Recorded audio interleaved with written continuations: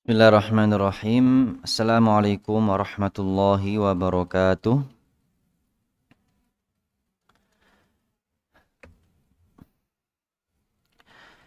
Alhamdulillahi rabbil alamin wal aqibatu lil muttaqin fala udwana illa 'alal zalimin. Asyhadu an la ilaha illallah wahdahu la syarika la khatimul anbiya'i wal mursalin wa ala alihi wa sahbihi wa man tabi'ahum bi ihsanin ila yaumiddin. Rabbi shrah li sadri wa yassir li amri wahlul 'uqdatam min lisani yafqahu qawli. Rabbana zidna ilma warzuqna fahma. Allahumma la sahla illa ma ja'altahu sahla wa anta taj'alul hazna idza syi'ta sahla. Allahumma amin. Alhamdulillah, barakallahu fikum. Bapak Ibu rahmatullah subhanahu wa ta'ala. Alhamdulillah di kesempatan hari ini, sore hari yang ditemani oleh hujan ini, sebelumnya kami mohon maaf ya, tadi perjalanan dari rumah, Masya Allah hujan deras dan sempat kesasar tadi sampai UGM Mbak. Masya Allah. Baik, Bismillahirrahmanirrahim. Untuk menyingkat waktu nggih, kita masuk pada pembahasan. Itu juga ada rukun. Yang pertama, rukun waris niku wonten pewaris. Yang kedua, harta waris. Dan yang ketiga, ahli waris. Ada harta warisnya Bapak Ibu. Ada ahli warisnya. Tapi tidak ada pewaris, maka belum ada konsep warisan. Pewaris itu orang yang meninggal. Ada pewaris, ada harta waris, tapi ahli warisnya boten wonten. Nah, ajeng dibagi teng pundi niki warisane. Ada pewaris, ada ahli waris, tapi hartanya boten wonten. Maka ketiga ini harus ada. Bagaimana sholat itu ada takbiratul ihram, ada membaca Al-Fatihah, berdiri, sujud sampai nanti tahiyat terakhir. Nah, kita masuk ke pembahasan yang pertama yaitu pewaris. Pertama, pengertian pewaris Bapak Ibu adalah orang yang wafat dan hartanya harus dibagi. Nah, ini masih banyak di antara mubalik dai ketika menerjemahkan satu hadis, mungkin Bapak Ibu sering mendengar apa itu? Al ulama'u warasatul anbiya. Ulama itu adalah apa biasanya terjemahnya? Pewaris para nabi. Maka kalau kita kembalikan ke KKBI, KBBI, Kamus Besar Bahasa Indonesia, pewaris itu artinya orang yang wafat dan memiliki harta. Kalau hadis al-ulama warasatul anbiya, ulama itu adalah pewaris nabi, berarti yang meninggal duluan nabi atau ulama? Yang meninggal duluan nabi atau ulama? Ulama. Maka terjemah yang tepat itu adalah ulama itu adalah ahli warisnya para nabi, bukan pewaris para nabi. Baik. Jadi orang pewaris itu orang yang wafat Bapak Ibu, orang yang meninggal. Itu disebut pewaris. Syarat pewaris orang yang meninggal yang tadi disebutkan ada 3 Bapak Ibu. Yang pertama, dia harus muslim. Nah, ini penting untuk kita bahas Bapak Ibu. Ya, syarat pewaris itu yang pertama adalah apa? Harus muslim. Maka di sini kita bisa mengambil kesimpulan Bapak Ibu rahmatullah ya. Kalau pewaris itu bukan muslim atau non muslim, layak tidak disebut pewaris? Boleh tidak disebut pewaris? Tidak. Karena di antara syarat pewaris dalam fikih Islam, dalam syariat Islam itu harus muslim. Sebagaimana orang sholat itu sah sholatnya kalau muslim. Sebagaimana puasa itu sah puasanya kalau dia muslim. Maka dalam konsep pembagian waris, hartanya sah untuk dibagikan ke ahli waris ketika pewaris itu beragama Islam. Konsekuensinya apa? Kalau pewaris itu non muslim, ngapunten Bapak Ibu. Kalau yang meninggal ini non muslim, misal dalam satu keluarga, bapak ibu punya 4 anak. Bapak meninggal, qadarullah ternyata bapaknya meninggal dalam keadaan murtad. Dulunya muslim, kemudian pindah agama lain. Orang kaya, tajir, punya banyak perusahaan. Terus anak dan istrinya bagaimana? Tidak boleh dibagikan harta warisnya ke keluarganya. Karena di antara syarat pewaris harus muslim. Ini penting. Kenapa? Masih banyak di antara masyarakat kita di sekitar ini menganggap harta waris itu ya pokoknya orang itu meninggal, orang itu mati, hartanya dibagikan. Tidak. Dalam syariat Islam harus muslim, itu syarat mutlak. Tidak boleh diganggu gugat. Sehingga konsekuensinya ketika dia non muslim, sang pewaris disebut sebagai waris, Bapak Ibu. Makanya, dan ini tidak sedikit Bapak Ibu sekalian rahimakumullah, mungkin zaman dulu ya, bahkan mungkin sampai zaman sekarang masih banyak orang-orang tua itu ketika mungkin sudah pensiun, umurnya sudah di atas 50 tahun, ya punya banyak aset, lalu anak-anaknya dikumpulkan kemudian disampaikan, nah, le bapak arep bagi-bagi waris. Ya, maka membagi waris ketika masih hidup itu bukan konsep waris. Maka dalam Islam Bapak Ibu, syariat itu tidak ada bagi-bagi waris kok masih hidup. Kalau masih hidup niku nomo apa artinya? Apa namanya? Hibah, bukan bagi waris. Bukan bagi waris. Kenapa? Kalau hibah tidak ada syarat dan ketentuan. Walaupun bapaknya tadi non muslim, boleh ngasih harta kepada anak-anaknya. Tapi kalau sudah wafat, statusnya menjadi pewaris. Nah, ini Islam memberikan ketentuan dan syarat yang berlaku. Yang pertama muslim, yang kedua sudah wafat, yang ketiga, nah ini yang paling penting. Pewaris itu harus punya harta. Sudah meninggal, statusnya muslim tapi nggak punya harta, terus yang mau dibagikan apa Bapak Ibu? Tidak ada. Bagi-bagi hutang mungkin ada. Makanya ada 3 syarat tadi. Yang pertama apa? Muslim. Yang kedua apa?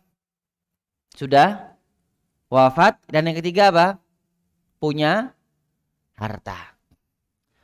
Kemudian di antara kewajiban bagi seorang pewaris, kita ini kan semua calon pewaris Bapak Ibu. Orang-orang yang menunggu antri untuk mati. Nah, kita ini punya kewajiban sebagai calon pewaris. Yang pertama apa? Belajar ilmu waris. Ngapunten Bapak Ibu, materi ini, ilmu waris ini bahkan sudah jarang sekali diajarkan di sekolah-sekolah kita. Masih diajarkan. Dan tidak semua pesantren mengajarkan ilmu waris ini. Dan kalau kita telusuri sekolah-sekolah umum, bahkan mungkin madrasah, aliyah, mutawasitoh, ibtidaiyah, hampir 95% sudah tidak ada lagi materi tentang ilmu waris. Sehingga apa? Masyarakat kita itu buta terhadap harta waris. Masyarakat kaum muslimin ini pemahamannya terhadap fikih waris. Nah, ini perlu kita galakkan lagi sehingga pembahasan waris ini bisa gencar lagi. Bukan hanya materi sholat yang dipelajari, bukan hanya materi wudhu yang dipelajari, tapi materi waris juga penting untuk dipahami. Yang kedua apa? Kewajiban kita mengajarkan ahli waris Bapak Ibu, apalagi terlebih seorang bapak ini, laki-laki. Kita sebagai pemimpin keluarga punya kewajiban untuk mengajarkan keluarga, istri dan anak-anak. Sehingga kok misalnya suatu saat Allah sudah mengambil jatah hidup kita, kita meninggalkan keluarga itu adem. Tidak ada konflik, tidak ada ribut, tidak ada pertengkaran. Karena seringkali begini Bapak Ibu, keluarga itu ribut masalah harta waris itu paling banyak karena belum paham ilmu waris. Sehingga setiap kepala itu punya opini masing-masing. Betul tidak? Setiap kepala itu punya pendapat masing-masing. Sehingga kalau permasalahan warisan ini dikembalikan ke pendapat pribadi keluarga, kacau. Makanya Islam memberikan solusi. Sehingga apa? Menyelesaikan permasalahan yang terjadi dalam keluarga. Nah, ini pentingnya bagaimana seorang pemimpin dalam keluarga. Kalau seandainya mungkin belum memiliki kompetensi ilmu, maka diajak untuk belajar. Carikan guru. Biar, karena begini Bapak Ibu ngapunten, kita ini kan semua yakin tidak akan mati. Yakin tidak akan mati? Yakin boten? Yakin. Dan pasti akan mati. Sehingga pembahasan waris ini pasti ada di setiap keluarga manapun. Gak mungkin gak ada. Sehingga untuk memperkecil peluang pertengkaran, keributan, perkelahian dalam keluarga, maka harus diajari anak-anak kita, istri kita, dan keluarga besar kita. Kemudian yang kedua, di antara kewajiban kita sebagai pewaris apa Bapak Ibu? Menjelaskan harta. Nah, nduk, kuwi sawah neng mburi oma, goni ibu. Tanah di pojok kampung sebelah selatan itu punya bapak. Nanti kalau bapak meninggal, ibu meninggal, silahkan dibagi waris. Nah, nanti kalau tanah samping rumah ini jangan berani bagi-bagi waris. Jangan dibagikan warisnya. Biarkan begitu saja. Loh, kenapa Pak? Lah, kuwi duduk tanah bapak, tanah tonggomu. Maka harus dijelaskan.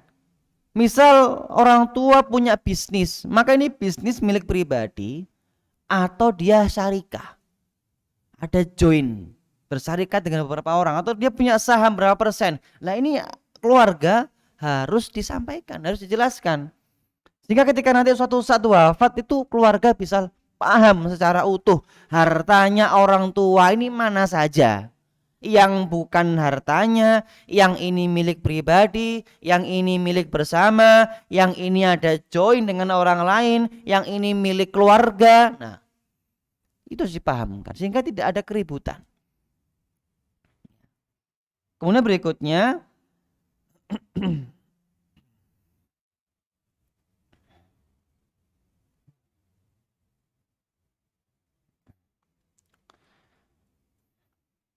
yang terakhir,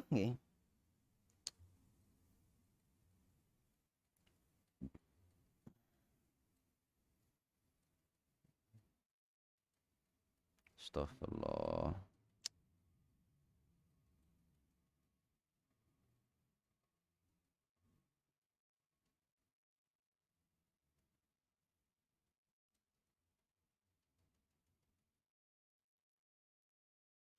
Menghindari bom waktu.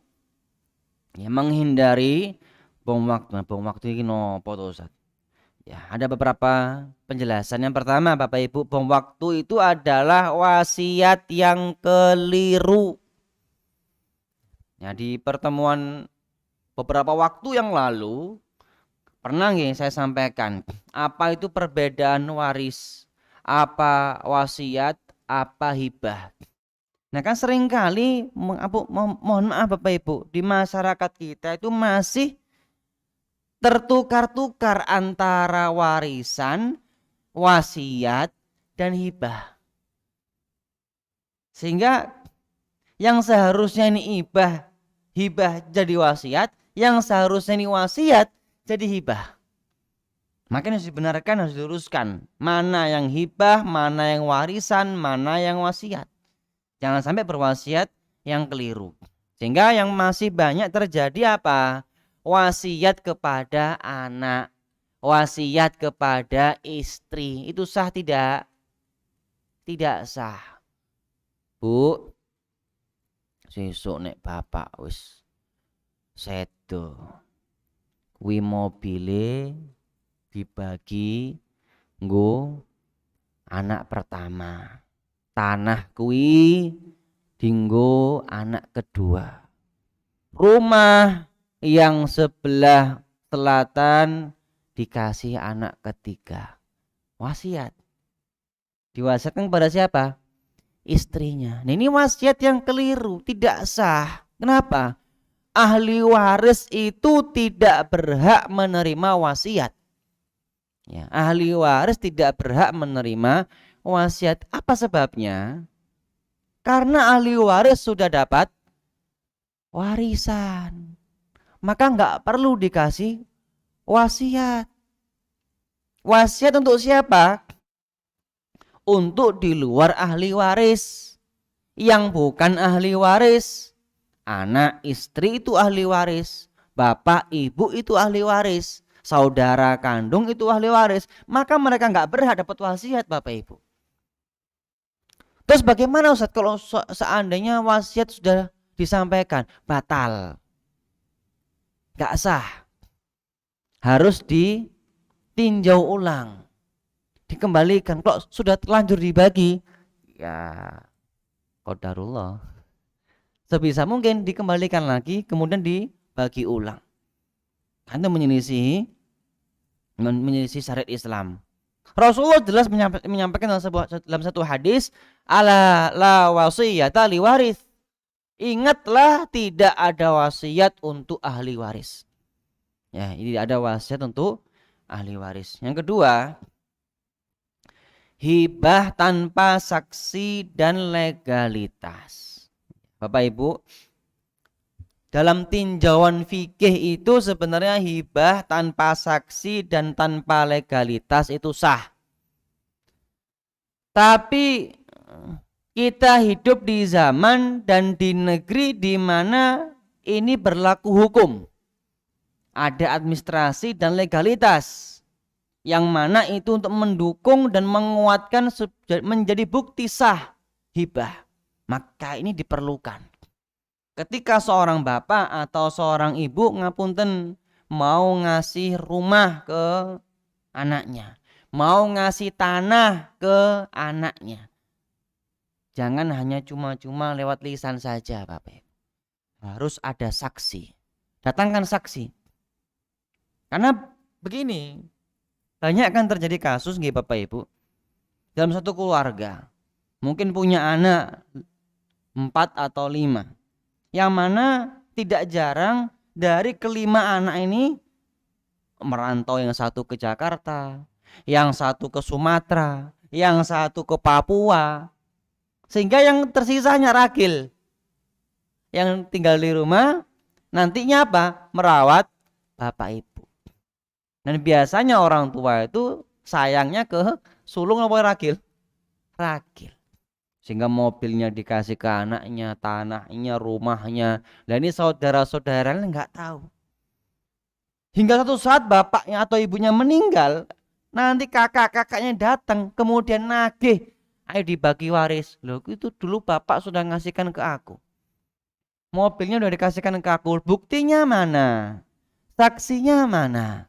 Walaupun secara fikih itu sah saja, tapi kita butuh bukti karena kita berada di negara hukum. Harus ada legalitas, harus ada saksi. Saksi untuk memberikan penguat dari pihak luar keluarga. Legalitas bukti kalau rumah ya diberikan sertifikat. Kalau motor, mobil ya BPKB dibalik nama. Menjadi legalitas. Kemudian berikutnya berhutang diam-diam. Ini juga banyak menjadi konflik. Nah seringkali ngapunten Bapak Ibu, ketika seorang ayah ataupun ibu meninggal lalu meninggalkan ada harta waris yang ditinggalkan dibagi. Beberapa hari kemudian orang yang dulu pernah ngutangi orang tuanya datang, Mas, Mbak, ini dulu bapaknya jenengan pernah hutang sama saya sekian ratus juta. Ternyata harta waris sudah dibagi. Bapaknya nggak pernah cerita kepada keluarga. Ibunya nggak pernah menyampaikan kepada anak-anak, sehingga apa? Rumit permasalahannya. Maka ini menjadi poin penting bagi kita sebagai orang tua. Kok mungkin kita punya hutang, harus jujur, sampaikan terus terang, terbuka kepada istri dan anak-anak, sehingga kita tuh nggak tahu Bapak Ibu kapan meninggalnya. Kita nih nggak tahu kapan matinya. Sehingga untuk jaga-jaga satu saat Allah mengambil nyawa kita, mereka ini anak kita, istri kita, suami kita paham masalah yang kita hadapi. Kemudian berikutnya, harta yang samar-samar. Ya. Nah, samar-samar tadi saya sebutkan apa? Mungkin kita sebagai bapak, mungkin ibu punya bisnis, usaha. Harus jelas ini usaha milik pribadi atau join dengan orang lain. Bapak punya saham di perusahaan, ini perusahaan mutlak 100% atau ada beberapa orang yang memiliki. Sehingga itu harus dijelaskan. Mobil di rumah, ini mobil pribadi atau mobil rental. Ya, harus disampaikan. Kemudian yang terakhir, di antara bom waktu yang harus diperhatikan adalah legalitas bermasalah. Punya tanah 5 hektar tapi tanahnya tanah sengketa. Ya Allah. Punya mobil, ternyata mobilnya suratnya sudah disekolahkan. Nah, ini harus disampaikan kepada pihak keluarga, anak ataupun pasangan kita suami istri. Sehingga apa? Tidak menjadi bom waktu. Nah, bom waktu ini apa? Kalau sudah meledak, bubar nanti keluarganya. Ribut, kelahi, bertengkar, pecah, putus silaturahim dan lain sebagainya. Nah, yang pertama, yang kedua, rukun waris adalah harta waris. Ini penting. Syarat harta Bapak Ibu. Syarat harta yang perlu kita pahami. Yang pertama, harta itu sah untuk menjadi harta waris ketika statusnya halal. Tidak sengketa. Halal di sini jelas penghasilannya dari mana. Sehingga keluarga, pihak pasangan dan anak-anak atau ahli waris yang lain, dia paham harta ini insya Allah harta dari sumber yang halal. Maka konsekuensinya apa? Kalau harta itu harta haram, tidak boleh dibagi. Misal bapaknya koruptor, terlalu banyak uang yang dikorupsi, banyak masalah yang dihadapi sehingga dia divonis hukuman mati. Sisa-sisa harta yang lain juga masih hasil korupsi yang nggak diketahui, diambil sama keluarga, dibagikan harta. Nggak boleh, itu haram. Dimakan ahli warisnya haram, dimakan pasangannya haram. Kenapa? Harta haram tidak sah menjadi warisan. Dulu pernah ada kisah dalam masa Rasulullah. Ada salah seorang sahabat bernama Sa'ad bin Abi Waqqas.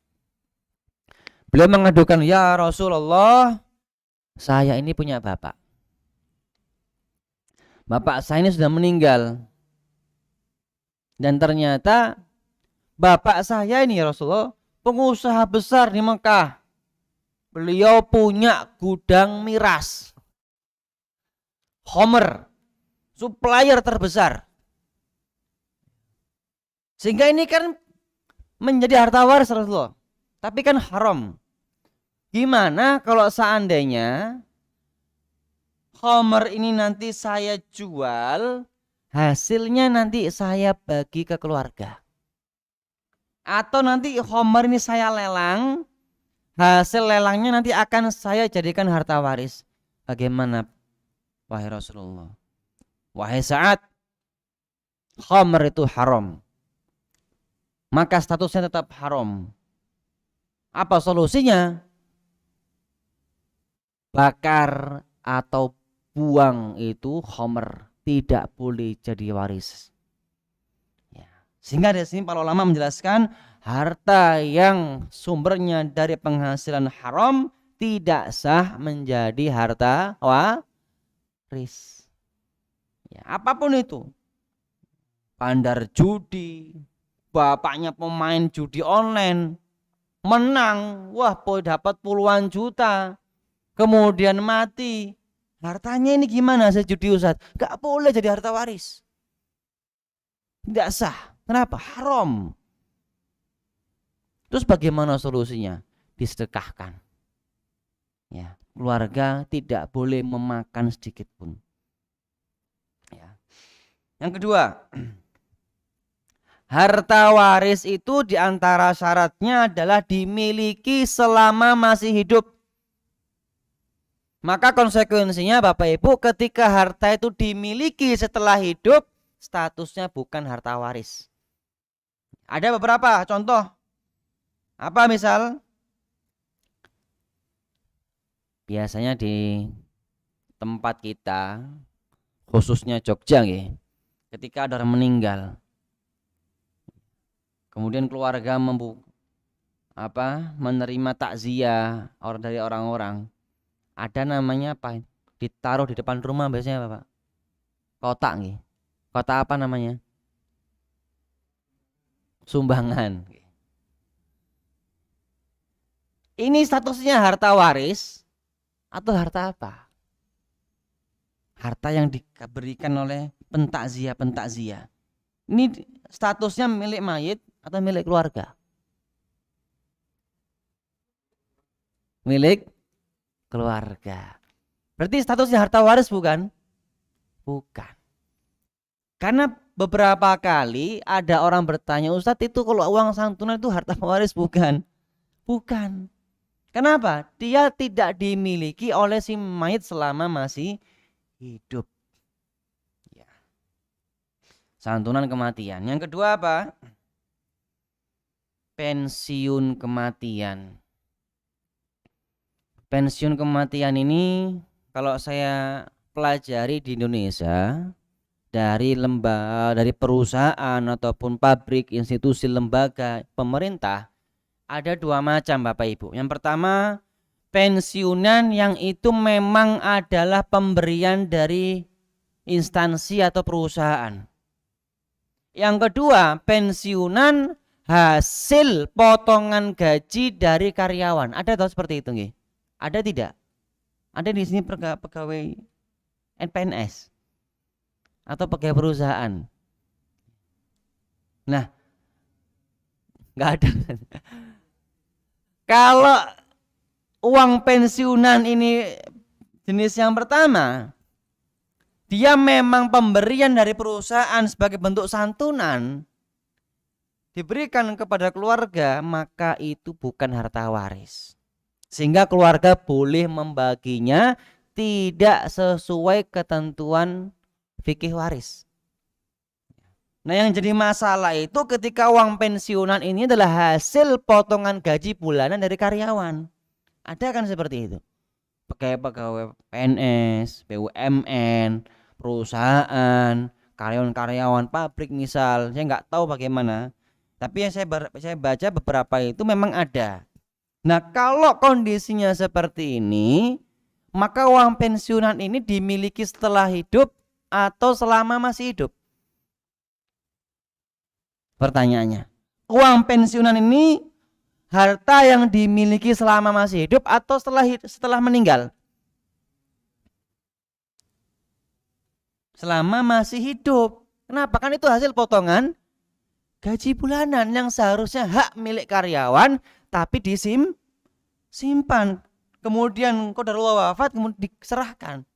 Harusnya kan milik si mayit, milik si pewaris. Sehingga apa? Status harta seperti ini menjadi harta waris. Menjadi harta waris. Maka kalau berbicara uang pensiunan, kita teliti dulu.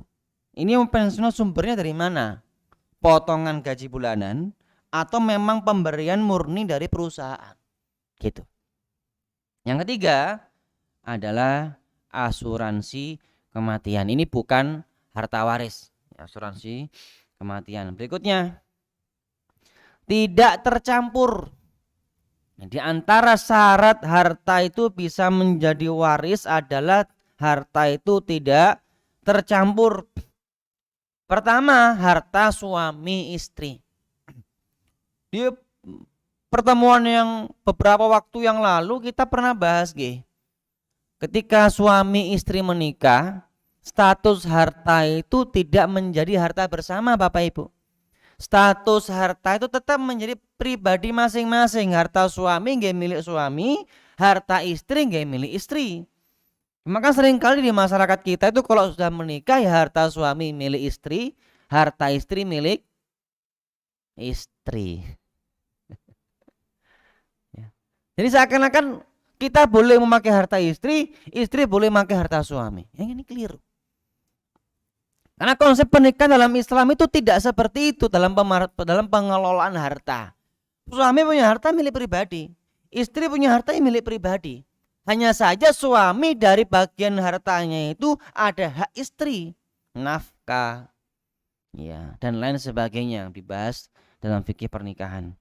Nah, terjadi permasalahan misal ketika suami istri ini punya bisnis, punya usaha, punya dagang, buka toko, modalnya dari suami 50 juta, istri 20 juta, buka toko kelontong sembako dan lain sebagainya.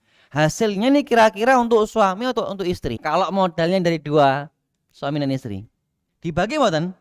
Dibagi, sehingga ini harta bersama. Nah, anak-anak harus tahu, ini toko nak, sebagian persennya milik bapak. Karena bapak dulu ngasih modal 50 juta. Sebagian persennya milik ibu. Karena ibu dulu ngasih modal 20 juta. Ini anak harus kasih paham. Diberikan pengertian. Sehingga tidak miskomunikasi ketika kita wafat nanti. Kemudian yang kedua apa? Partner bisnis. Panjenengan punya usaha dengan siapa? Punya usaha dagang, laundry, ya apa, bensin, kelontong, kuliner. Itu harus dijelaskan kepada ahli waris. Dan yang terakhir, harta waris itu sebelum dibagi ke ahli waris harus sudah dikeluarkan, Bapak Ibu. Apa yang pertama dikeluarkan? Harta itu ada hak biaya jenazah. Si pewaris, si mayat tadi, ngapunten yang sudah meninggal, itu biaya jenazahnya bukan tanggungan keluarga, bukan tanggungan pasangan, bukan tanggungan anak, tapi tanggungan pribadi. Sehingga apa? Biaya dari kain kafan, tukang gali kubur, panggil ambulan, memandikan, alat-alat sebagainya, itu diambil dari harta waris. Bukan dari istri, suami, atau anak. Bukan tanggungan keluarga. Jadi keluarga tidak ada kewajiban mengeluarkan biaya jenazah. Sehingga biaya jenazah ini hukum asalnya apa? Tanggungan pribadi si mayit. Sehingga harta waris ini sebelum dibagi dikeluarkan dulu haknya apa? Yang pertama biaya jenazah. Berarti nggak boleh Ustaz kalau anak sama pasangan kita menanggung biaya jenazah. Boleh. Tapi bukan wajib. Bukan wajib. Sehingga ketika keluarga mengeluarkan harta itu nama sedekah. Ya, itu sedekahnya keluarga. Yang kedua,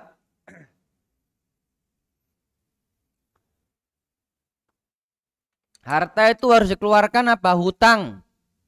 Kalau si mayit ini punya hutang Bapak Ibu, itu sebelum hartanya dibagi ke ahli waris, dikeluarkan dulu hutangnya. Dikalkulasikan, ini hutang kepada siapa saja? Fulan A, Fulan B, Fulan C, Fulan D. Di total ada 10, ada 15 juta, ada 50 juta, ada 100 juta. Di total semuanya ada 150 juta. Kemudian total harta waris semua setelah itu 160 juta. Hutangnya berapa tadi? 150 juta. Maka dari 160 dikeluarkan 150-nya untuk membayar hutang, sehingga keluarga itu tidak punya beban kewajiban bayar hutang mayit. Sisa berapa tadi Bapak Ibu? 10 juta. Untuk biaya jenazah 9 juta. Sisa berapa? 1 juta. Yang terakhir, wasiat. Jadi sebelum ahli waris menerima warisan, hutangnya sudah diberikan, biaya jenazahnya sudah dibayarkan. Nah yang ketiga ini wasiat. Dulu si mayit ini punya wasiat boten? Oh punya. Punya Ustadz. Katanya nanti mau sebagian hartanya diwakafkan untuk masjid. Batasan wasiat pinten? Yang pernah kita bahas. Maksimal pinten? 1/3. 1/3 wasiat, gak boleh lebih. Tadi sisa berapa? 1 juta. 1/3-nya berapa? 330.000. Berarti sisanya pinten Pak, Bu?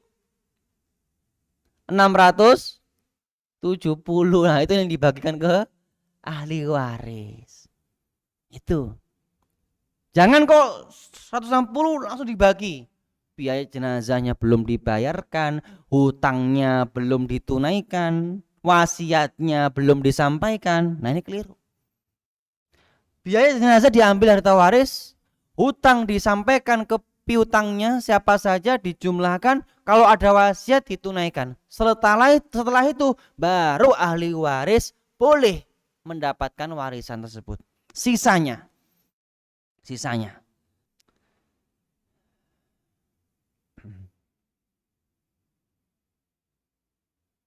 Terakhir, syarat ini rukun yang ketiga apa? Ahli waris. Ahli waris sah menerima warisan dengan syarat yang pertama apa? Terdaftar sebagai ahli waris. Ahli waris ada berapa Bapak Ibu? Kalau zaman dulu ada 25 orang. 23-nya itu keluarga. 2 orangnya ini pihak luar. Pihak luar itu zaman sekarang sudah nggak ada. Namanya mu'tik sama mu'tiqah. Dulu kan ada budak. Misal saya punya budak. Budak ini saya bebaskan. Dia jadi merdeka. Maka saya menjadi pembebas budak. Kok ini budak bekerja, kemudian jadi pengusaha, kaya raya, meninggal, belum nikah, keluarga sudah tidak ada, maka harta si budak ini kembali ke saya. Namanya mu'tik. Kan zaman sekarang sudah tidak ada budak seperti itu. Orang yang membebaskan budak sudah tidak ada. Maka totalnya 23. Itu keluarga semua kita. Ayah, ibu, kakek, nenek, anak, perempuan, laki-laki, cucu, laki-laki, cucu, perempuan, saudara kandung, paman, bibi, dan lain sebagainya. Kalau di total ada 23. Di luar itu bukan ahli waris. Kalau nuntut ahli waris tidak boleh. Saya sampaikan satu saja yang bukan ahli waris. Siapa? Bapak Ibu tahu? Keluarga tapi bukan ahli waris. Siapa? Ada yang tahu Pak? Ibu-ibu. Keluarga masih ada hubungan darah tapi bukan ahli waris. Siapa? Tapi seringkali dianggap ahli waris. Padahal bukan ahli waris. Sinten Pak? Anak angkat bukan keluarga. Ini saya sampaikan dia keluarga. Dia keluarga kita. Ada hubungan nasab, ada hubungan darah. Tapi bukan ahli waris. Ibu-ibu ada yang tahu? Bapak-bapak? Cucu dari anak perempuan. Keluarga boten itu. Ada hubungan darah tidak?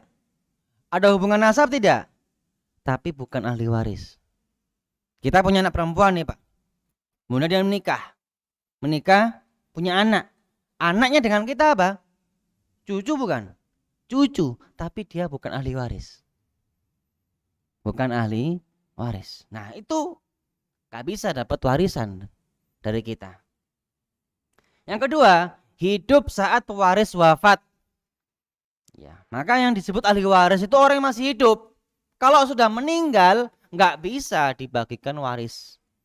Nah, dari pertemuan yang beberapa waktu yang lalu kan pernah saya sampaikan, ini masih terjadi di kalangan kita. Apa? Orang sudah meninggal masih dianggap ahli waris. Siapa? Ahli waris pengganti. Wonten. Statusnya cucu naik menjadi anak. Nah, ini nggak bisa. Kenapa? Karena mereka menganggap bapaknya ini harusnya dapat warisan karena sudah meninggal dan cucunya anaknya masih hidup maka anaknya yang dapat. Nah, itu keliru. Yang ketiga, tidak gugur haknya. Ahli waris itu punya hak harta waris Bapak Ibu.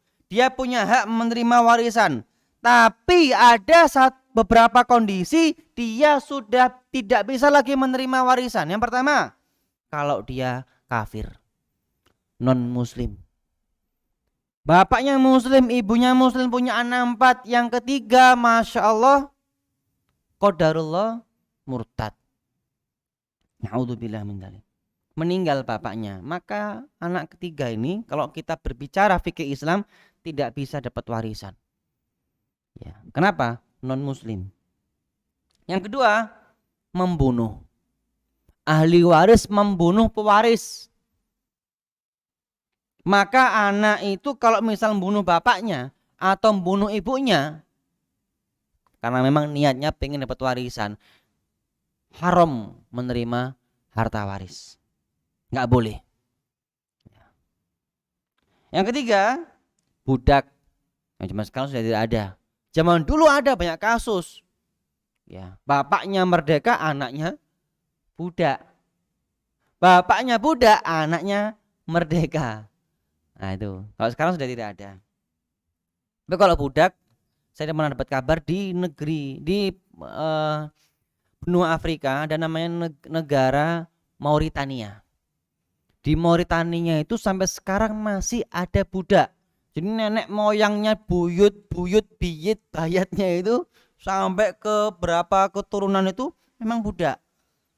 Dan masih ada perbudakan cuma sedikit sekali. Di luar itu sudah tidak ada. Yang keempat ini terakhir, syarat ahli waris itu tidak terhijab. Tidak terhijab ini apa Bapak Ibu? Tidak tertutup, tidak terhalangi.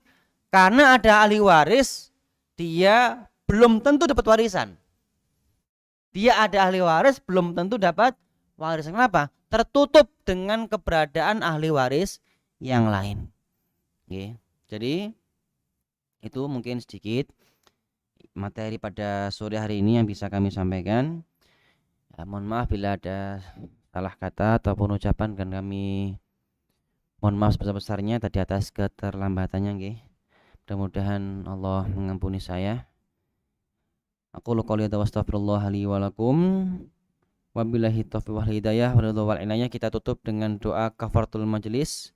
Subhanakallahumma wa bihamdika asyhadu an la ilaha illa anta astaghfiruka wa atubu ilaik.